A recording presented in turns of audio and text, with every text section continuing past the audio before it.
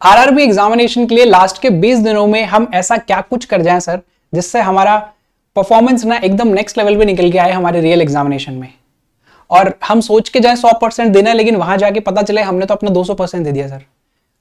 Last के 20 दिन बहुत इंपॉर्टेंट होने वाले हैं क्योंकि बहुत सारे इमोशंस है अभी आप सभी के पास में कि यार मैं थोड़ा सा नर्वस हूं, मैं बहुत ज्यादा ओवर एक्साइटेड हूं एग्जाम को लेकर, ओवर कॉन्फिडेंस हो चुका है या फिर कॉन्फिडेंस की कमी है, बहुत सारे इमोशंस आपके पास में।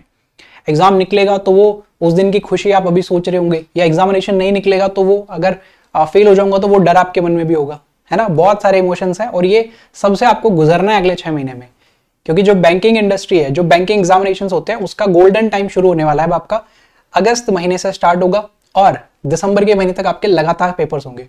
बहुत सारे पेपर अलाइन है, एक एग्जाम से निकलोगे दूसरा एग्जाम आपके सामने रखा हुआ है, दूसरे एग्जाम की तैयारी में आप लगे रहोगे, पहले का रिजल्ट आ जाएगा। उसके इमोशंस के साथ में भी आपको थोड़ा सा ध्यान रखना है कि यार उस एग्जामिनेशन का रिजल्ट जो भी था वो आने वाले एग्जामिनेशन पे कोई फर्क ना डाले। बहुत सारी चीजें अभी आपको प्रैक्टिस करनी है, सिर्फ और सिर्फ सिलेबस करने से एग्जामिनेशन नहीं निकलेगा, ये हर एक तरीके से आपकी तैयारी होनी चाहिए।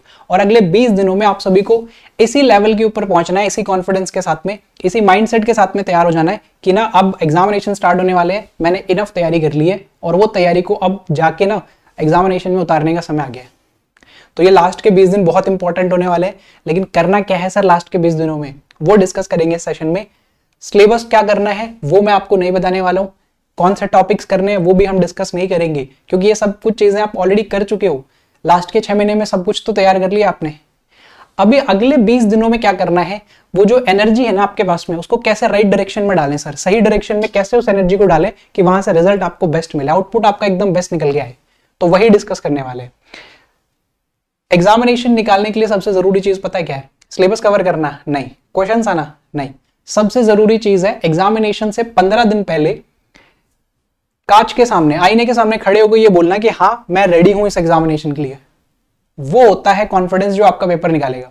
क्वेश्चंस का लेवल बहुत ज्यादा नहीं होगा आरआरबीज में, आपको पता है, तो वही कॉन्फिडेंस चाहिए आपको बस कि आप ये खुद से कह सकते हो कि हाँ मैं रेडी हूं एग्जामिनेशन के लिए, क्योंकि आप खुद से झूठ नहीं बोल सकते। बाकी सबसे बोल सकते हो आप कि हाँ मैं तैयार हूं, लेकिन खुद से नहीं बोल पाओगे। पता है ना आपको, आपके इमोशंस कैसे, तैयारी कैसे की आपने, कितना स्कोर कर रहे हो, सब कुछ।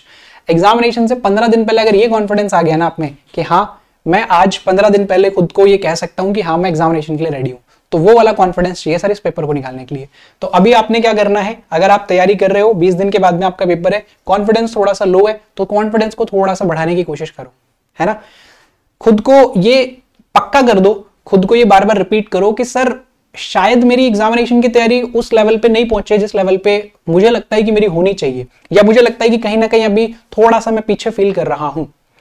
तो बस खुद को एक चीज का कॉन्फिडेंस लेके जाना कि जितना भी मुझे आता है ना, मैंने सिलेबस कवर कर लिया, मैंने 6 महीने प्रैक्टिस कर ली, मुझे बहुत कुछ आता है, बहुत सारे बच्चों से आगे हूं मैं, तो मैं मेरा 100% देके आऊंगा, चाहे एग्जामिनेशन कैसा भी आ जाए, कैसा भी पेपर हो, मुश्किल हो, हार्ड हो, आसान हो, बहुत ज्यादा आसान हो, मैं अपना 100% देके आऊंगा। बस मुझे कोई मतलब नहीं है बाकी सबसे, मुझे तो बस मेरी परफॉर्मेंस से मतलब है। बाकी सब बच्चे कितना स्कोर कर रहे हैं, बाकी किसी का अर्थमेटिक अच्छा है, किसी का डीआई अच्छा है, किसी का वन लाइनर अच्छा है, मुझे फर्क नहीं पड़ता है। मैं तो बस अपना बेस्ट देके आऊंगा, ये कॉन्फिडेंस लेके जाऊंगा, और ये कॉन्फिडेंस के साथ में अगर आप एंटर करोगे ना एग्जामिनेशन में, रिजल्ट निकलेगा। क्योंकि आसपास के सबको लोगों को देख के ना कई बार बच्चे ना मोरल डाउन हो जाता है, तो ये हमेशा ध्यान रखिएगा कि आपका जो सेल्फ कॉन्फिडेंस है वही आपको बाकी सबसे आगे लेके जाएगा।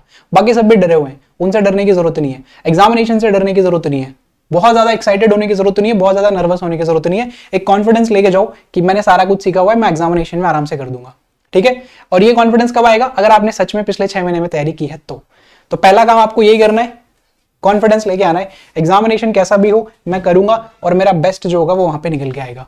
सेकंड इंपॉर्टेंट चीज, प्लान होना बहुत जरूरी है। आपने सब कुछ सीख लिया, सारी चीजें आपने सीख ली, लेकिन अगर विदाउट प्लान के जा रहे हो ना आप, तो फिर कोई फायदा नहीं उसका। प्लान आपके पास में होने चाहिए, और सजेशन मेरा ये रहेगा कि आपके पास में 2 प्लान होने चाहिए, plan A and plan B. Plan A के ऊपर मेहनत करो, बहुत रज के मेहनत करो, क्योंकि पिछले 5 सालों में पेपर आया हुआ है, लगभग वैसा ही पेपर आपको मिलेगा।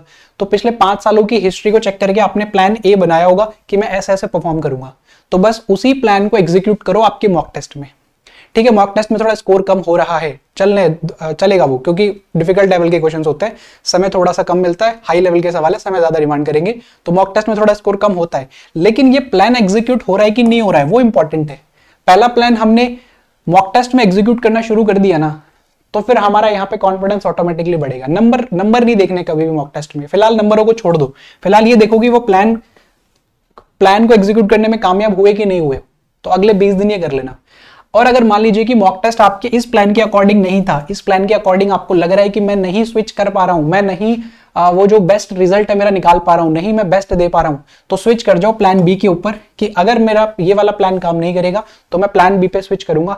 और ये फ्लेक्सिबिलिटी लेके आनी पड़ेगी अगले 20 दिनों में। ये वाली फ्लेक्सिबिलिटी आ गई ना सर स्विच करने वाली, तो प्लान ए प्लान बी दोनों है मेरे पास में। एग्जामिनेशन कैसा भी बिहेव करे मैं रिस्पॉन्ड करूंगा उसके अकॉर्डिंग, ठीक है। तो अगले 20 दिनों में जो भी आपके पास में प्लान है उन दोनों प्लान की रज के प्रैक्टिस करो, रगड़ दो आपके मॉक टेस्ट, दिन के 3-3 मॉक टेस्ट लगाओ, 4-4 मॉक टेस्ट लगाओ, आ गया समय, यही तो है वो समय, सब कुछ सीखा हुआ है, मॉक ही लगाने, अब करना ही क्या। अब नए टॉपिक्स पे जाने की जरूरत नहीं है, जितना आपने सीखा है उतना इनफ है। अगर आप सीरियस एस्पिरेंट हो तो मुझे लग रहा है 4-5 महीने 6 महीने हो गए आपको तैयारी करते हुए, सिलेबस आपका कंप्लीट है, प्लान पे काम करो आप, ठीक है। सेकंड इंपॉर्टेंट चीज, थर्ड एंड मोस्ट इंपॉर्टेंट चीज पता है क्या होता है, हम मॉक टेस्ट लगा रहे होते हैं लेकिन हमें ना टाइमिंग का कोई अंदाजा ही नहीं होता है।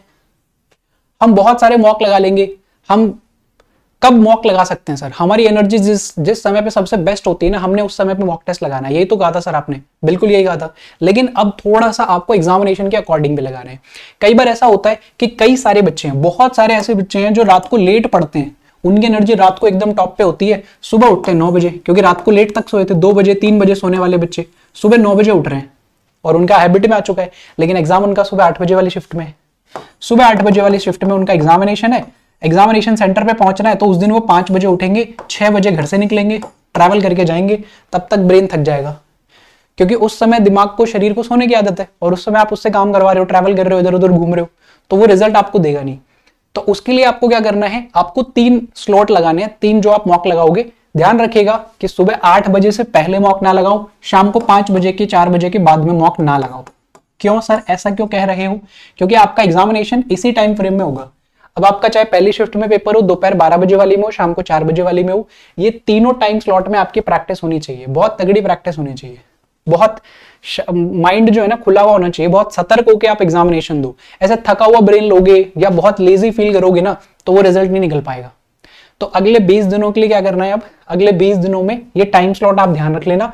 एंड इससे भी बढ़िया एक और चीज बता देता हूं, जैसे ही आपके एडमिट कार्ड्स आ जाएं और उसमें आपको पता चल जाए कि मेरा एग्जामिनेशन कितने बजे होने वाला है, कौन से शिफ्ट में होने वाला है, लेट सपोज आपका दोपहर को 1:30 बजे होने वाला है, तो जितने भी मॉक लगेंगे ना वो इस टाइम फ्रेम में लगेंगे, इससे 1 घंटे पहले 12 बजे से शुरू करके 3 बजे, ये जो टाइम फ्रेम होगा इसी में लगेंगे आपके 2 मॉक टेस्ट लगातार लगेंगे और वो प्रैक्टिस करनी है उससे। तो उसी टाइम फ्रेम में आपका जो ब्रेन है वो काम करना शुरू कर देगा अगले 20 दिनों में, उसको पता चल जाएगा, वो पहले से तैयार है। सुबह 8 बजे अगर आपका शिफ्ट में पेपर होता है तो उसको कम से कम 15 दिन पहले लगा दो, सुबह 8 बजे मॉक टेस्ट करने वाली प्रैक्टिस में। समझ गए हो, बहुत सारे बच्चे ये चीजें मिस कर जाते हैं।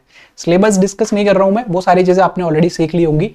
प्लान आप बनाओ, प्लान जितने भी आपके बन रहे हैं उनको एग्जीक्यूट करो, प्लान ए प्लान बी काम करो उनके ऊपर अगले 20 दिनों तक, और थोड़ा कॉन्फिडेंस लेके आओ यार, बिना उसके कुछ नहीं होने वाला है। बिना कॉन्फिडेंस के रहोगे कुछ रिजल्ट हाथ नहीं आएगा, सही बता रहा हूं।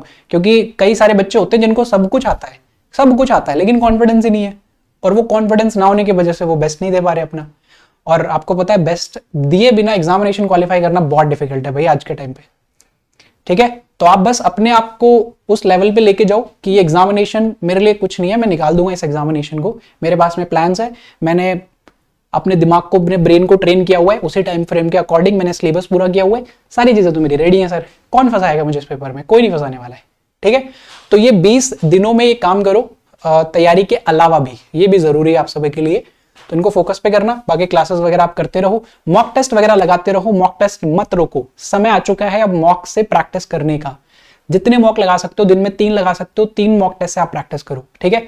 बहुत ज्यादा क्लासेस करने की अब जरूरत नहीं है, क्योंकि ऑब्वियसली सर एग्जामिनेशन बहुत क्लोज आ गया, सेल्फ प्रैक्टिस का समय है, सेल्फ प्रैक्टिस जितनी ज्यादा करोगे उतना ज्यादा रिजल्ट आपको मिलेगा, ठीक है। Got it. चलो, तो सेशन अच्छा लगा हो लाइक कर दीजिएगा, नए हो तो चैनल को सब्सक्राइब कर दीजिएगा। मिलेंगे नेक्स्ट सेशन में, थैंक यू।